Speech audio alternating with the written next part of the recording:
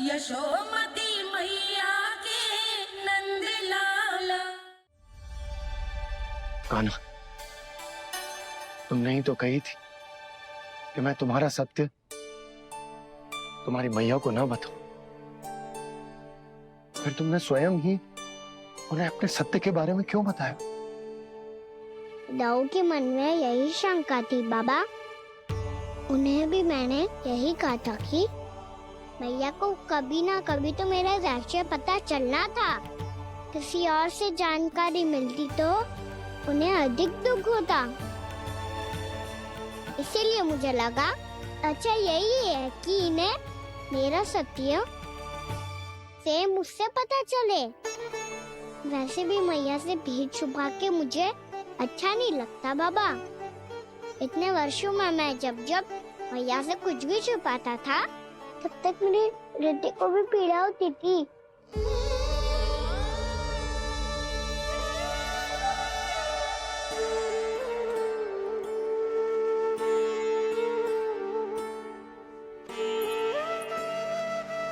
मैं समझ सकता हूँ कान्हा। क्या सोच रहे हो? कछु ना। क्या कछु ना? पता भी है ये सारे बालक कल रात से भूखे हैं। दो।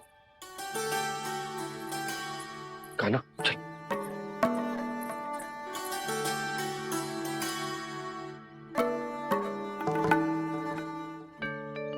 लगता है सब ठीक है। क्या ठीक है? कछु ठीक ना है। बहुत कठिन है, पर मैं प्रयास कर रही हूँ कि स्वयं को समझा पाऊं कि मेरा लल्ला मेरे प्रभु श्रीहरि का अवतार है।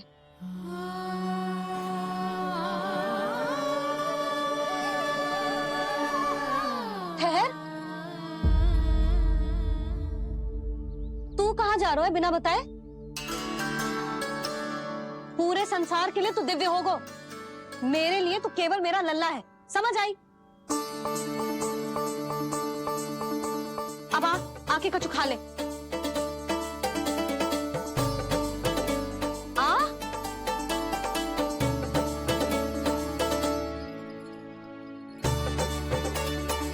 ले खा। पहले आप खाओ मैया। तू खा पहले। मैंने कही ना, तू अब भी मेरा लल्ला ही है जो कल रात से भूखा है। इसीलिए अब चुपचाप खा। और जय मत ही सोचियो कि मैया को सत्य का पता चल गया है तो कछु कहेगी ना। तेरी मैया हूं कान्हा, कस के डांटूंगी और आवश्यकता पड़ी ना तो डांटूंगी भी और दंड भी दूंगी। और फिर भी बात ना मानी तो स्मरण है ना ओखल? देख, यहां भी है।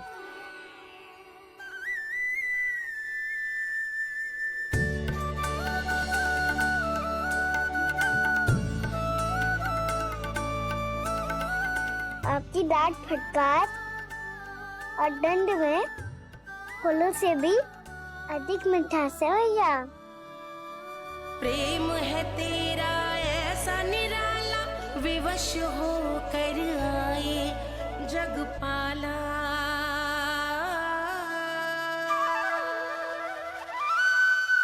मुझे छोटी सी अनुमति चाहिए। फिर से वन जाना है? फिर से कोई लीला करनी है क्या? हाँ वो बस बस, अधिक बहाने बनाने की आवश्यकता ना है। ठीक है चला जा, पर वन के अधिक भीतर ना जाना। समझ आई?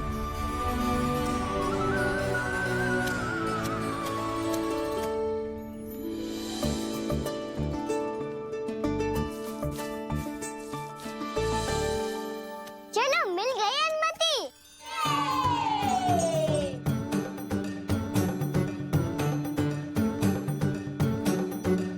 राहु आप ना चलोगे हमारे साथ खेलने? नहीं, तुम जाओ, मुझे पौधा लगाना है। पर क्यों राहु? क्योंकि माँ ने कहा है आज मेरा कहा है कि पौधे लगाने से फल मिलते हैं। पर पौधा तो लगो, फल ना है। इतने शीघ्र फल नहीं आते खाना, कम से कम 1 वर्ष प्रतीक्षा करनी पड़ती है। तो 1 वर्ष के बाद इसी पौधे के नीचे बैठ के फल खाएंगे। आज के विशेष दिन को स्मरण रखना सिखाओ। सब स्मरण रखना, बस अपने दाऊ का जन्मदिन ही भूल जाना तुम। वैसे आज के दिन की एक और विशेष बात है। आज माँ को बनाने की आवश्यकता भी ना पड़ी, उसके बिना ही वन जाने की अनुमति मिल गई। जय हुई ना बात। अब चलो।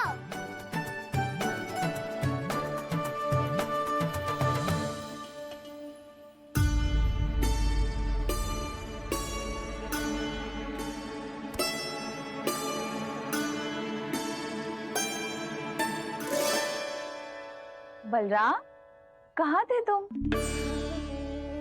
अच्छा, तुम्हें पता है महर्षि गर्ग ने मेरी विनती स्वीकार कर ली है। तुम्हारे जन्मदिन के विशेष अवसर पर तुम्हारे लिए विशेष पूजा करेंगे वो। जो किसी को स्मरण ही ना रहे, वो कैसा विशेष अवसर? क्या हुआ? किसी ने शुभकामनाएं नहीं दी? सखा बोले तो कोई बात नहीं, पर छोटा भाई भूल गया माँ। क्या? ये कैसे संभव है? वही तो मैं भी सोच रहा हूँ माँ। पूरे संसार की हर छोटी से छोटी बात जिसे ध्यान रहती है, वो अपने बड़े भाई का जन्मदिन कैसे भूल सकता है? सुनो सुनो सुनो, ये तो अच्छा करो कि तुम सबने से किसी ने भी दाऊ को पता ना चलने दिया कि उनका जन्मदिन हमें स्मरण है। पर अब हमें उनके लिए कुछ ढूंढना होगा। हाँ, हम सबकी ओर से कोई ना कोई विशेष उपहार। तो फिर गौवंश का ध्यान कौन रखेगा? और कौन? तुम। गैया मैया की तो समस्या ना है, पर जब बछड़े मेरे वश में ना आते, इन्हें तो कान्हा ही संभालेगा। अच्छा ठीक है, पर तुम सब जाओ और कुछ अनोखा ढूंढ कर लाओ। गए सब? अब इनकी अनुपस्थिति में शांति से अघासुर का अभिमान भंग करूंगा। इसे क्या लगता है ये मुझे अपने जाल में फंसा लेगा? इसके मित्रों को मृत्यु के जाल में ऐसे फंसाऊंगा मैं कि ये रक्षा की भिक्षा मांगेगा मुझसे।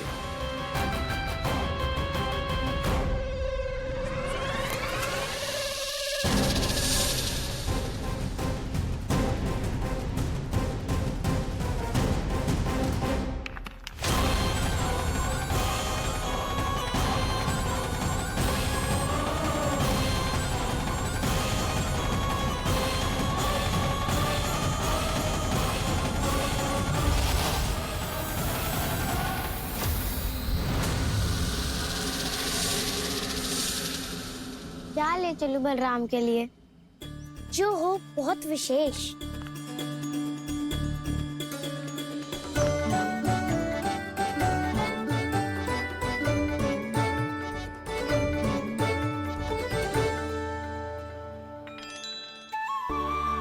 ये फल उसे बहुत प्रिय है।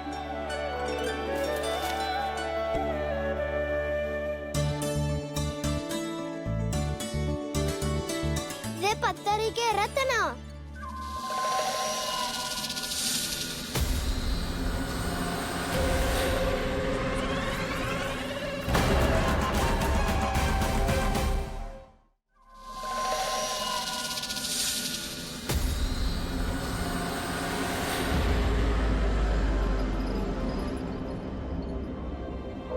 सका, अजगर।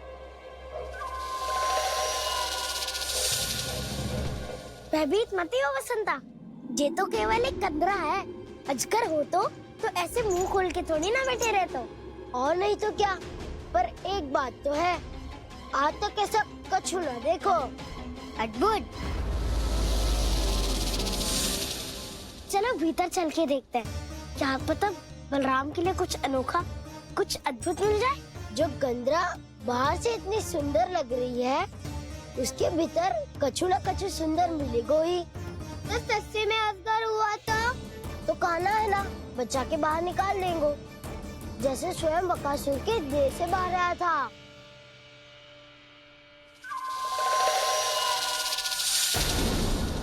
ये अजगर ये अभी अभी आके खोली इसने।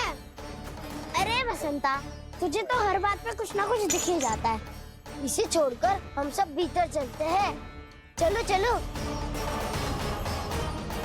अरे मुझे अकेला सुन के कहाँ जा रहे हो?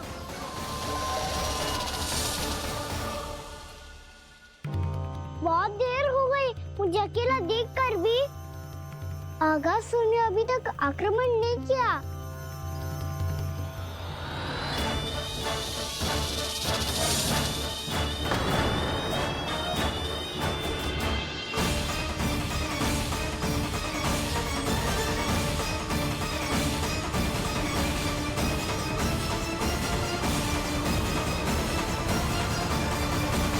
इसने तो उल्टी चाल चल ली।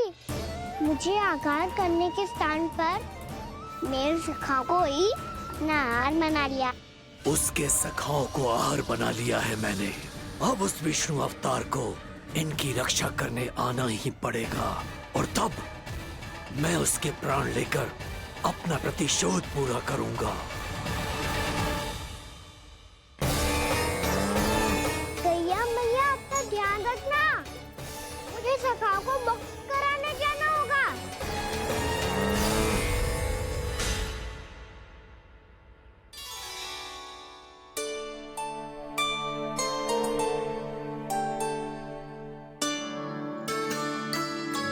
बड़ी अच्छी सुगंध आ रही है। किसके लिए पका रही हो? कान्हा और उसके सखाओं के लिए। अभी तक जैसे वापस ना आए हैं, अब मैं ही जाऊंगी, जाके दे आऊंगी। उन्हें भूख लगी आई होगी ना। यशोदा, मैंने तुमसे इतनी बड़ी बात छुपाई, उसके लिए मुझसे क्रोधित हो ना? ना, आपके स्थान पे मैं होती तो मैं भी ऐसा ही करती। और भगवान की इच्छा से बड़ा तो और कछु ना होता है। पर अब मुझे जाना होगा। जिस सारे बालकों ने रात से केवल फल खाया हुआ है।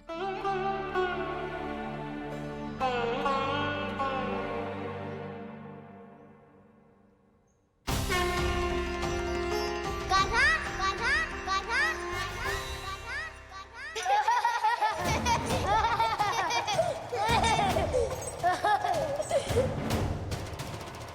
ध्वनि गूंज रही है। ये कंदरा ही है। चलो और भीतर चल के देखते हैं।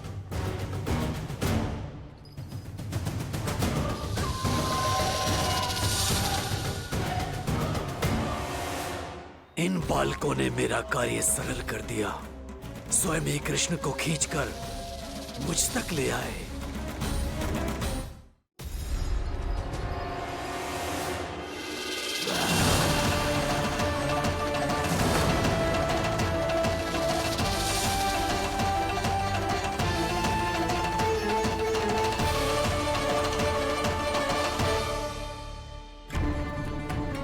कहाँ गए ये सब? दिखाई नहीं दे रहे।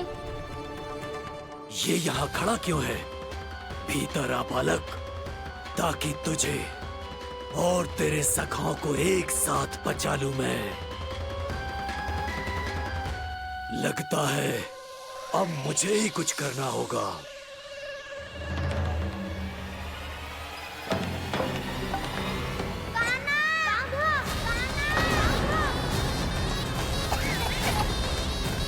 बसंता!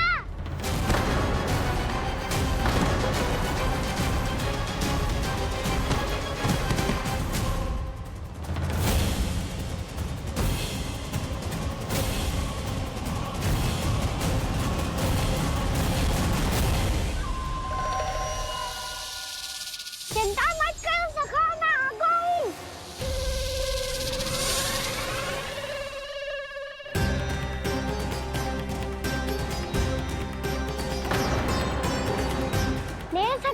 शिकार बना के तुमने बहुत बड़ा पाप किया अगासुर। अब तुम्हें इसका दंड दूंगा मैं।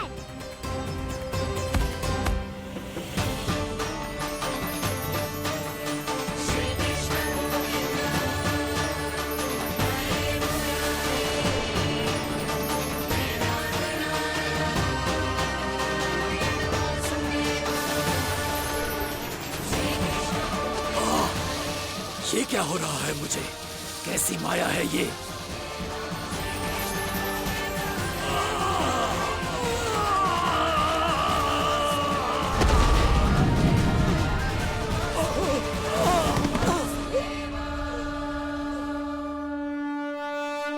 नारायण नारायण।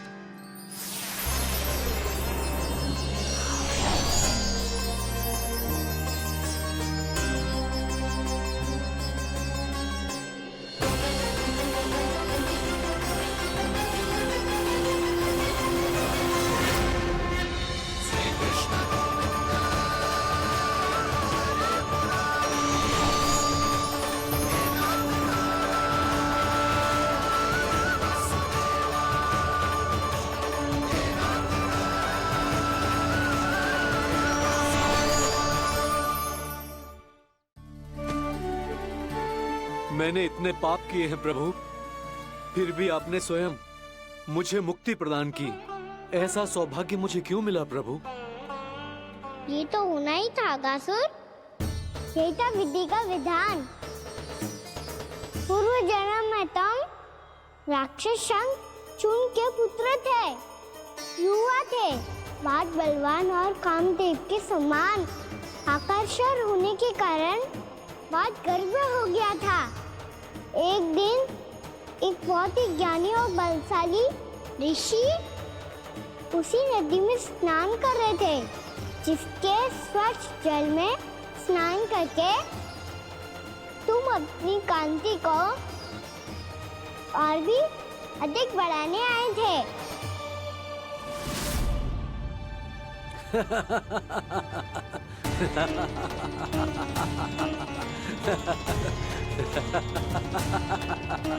ये क्या देख लिया मैंने? भला कोई इतना वक्र भी हो सकता है? एक रूपवृद्ध, इसी क्षण मेरी दृष्टि से दूर हो जा। किसी भयानक श्राप की भांति कहीं तेरी इस देह की छाया मेरे सुंदर स्वरूप पर न पड़ जाए। भाग जा यहाँ से।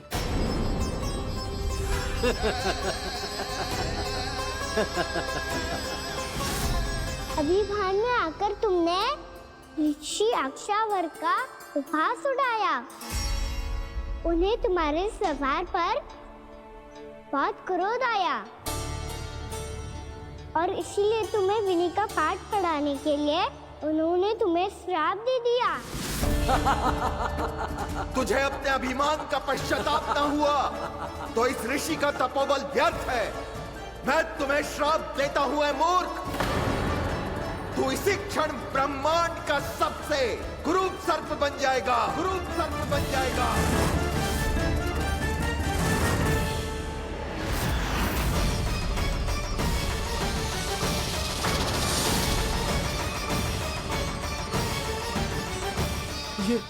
ये क्या हो रहा है मुझे?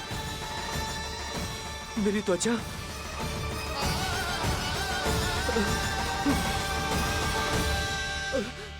क्षमा ऋषिवर, क्षमा कर दीजिए मुझे। मुझसे बहुत बड़ा पाप हो गया ऋषिवर। मैं मूढ़ हूँ, अज्ञानी हूँ मैं, किंतु अब मुझे अपनी भूल का आभास हो गया है ऋषिवर। पश्चाताप की अग्नि में जल रहा हूँ मैं। आप तो कृपालु हैं, दयालु हैं, मुझ पर कृपा करें, मुझ पर कृपा करें। क्षमा कर दीजिए मुझे, क्षमा कर दीजिए। मैंने तुम्हें क्षमा किया अघासुर, पर मैं चाहकर भी अपना श्राप वापस नहीं ले सकता। पर तुम्हें वरदान अवश्य दे सकता हूँ। तुम्हें अपने श्राप युक्त जीवन से मुक्ति स्वयं श्री विष्णु के कर कमलों से मिलेगी।